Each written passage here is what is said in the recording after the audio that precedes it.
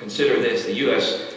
Chemical and Soil Conservancy did a study not long ago. They determined all the chemical and mineral compositions that are in our bodies. And they wrote them down. This is what they came up with. 65% oxygen, 18% carbon, 10% hydrogen, 3% nitrogen, 1.5% calcium, 1% phosphorus. Now less than 1% of potassium, sulfur, sodium, chlorine, magnesium, and iodine, and just trace amounts of things like fluorine and silicon and manganese and zinc, aluminum, copper, and arsenic. It's what we're made of. All those chemicals and minerals.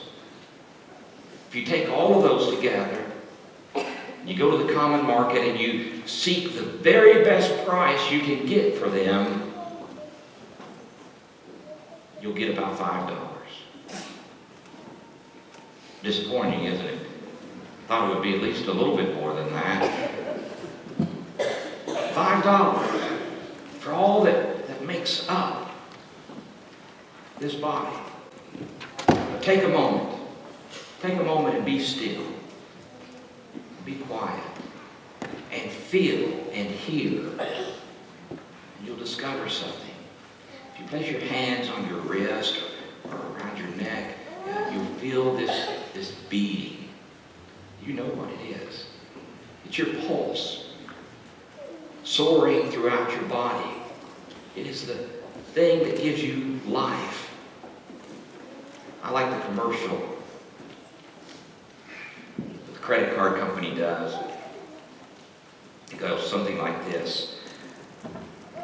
Tickets to the baseball game, $50. Hot dog and a Coke, $10. Souvenir baseball cap to wear home after the game, $20. An afternoon spent with your child,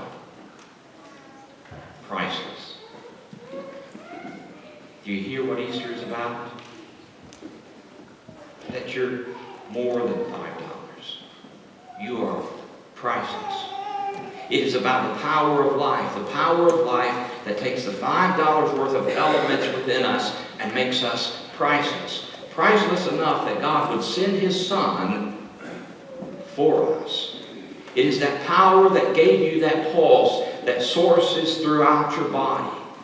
It is that power that gives you life. Not just life as we know it, but life abundant and free. It is that power that long after your pulse stops beating will continue to go on. It assures us eternal life, abundant life, forever. But it also assures us that that life is available here and now. We don't have to wait till we're placed in that tomb. That life is here and now for us. You see, we all know that we're worth more than $5, and that more is what Easter is about. Easter answers that universal question that we're all longing for. We may not say it the same way, but it is there. We're all longing to know, is there something more around us? You might call it meaning, you might call it purpose, you might call it peace. Augustine called it the longing for God. The restlessness that only finds rest in God alone. Paul Tillich called it the power of being itself. Kierkegaard called it the leap of faith. Wells, anxiety. And all of us are seeking it, one way or another. We may not call it God, we may call it by a different name, but we want to know the more.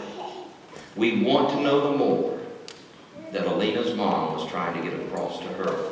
You see, Mary came to the tomb that morning thinking death was the end. That's all that was on her mind. She never imagined the stone would be rolled away. She never imagined that after she went and got the disciples, that they came back and looked in, that the tomb would be empty. She never imagined that, if you read later in the gospel, that she would walk through the garden looking for the body of Jesus and have him stand right before her and not know him. She never imagined. But then the risen Christ, John tells us, called her by name.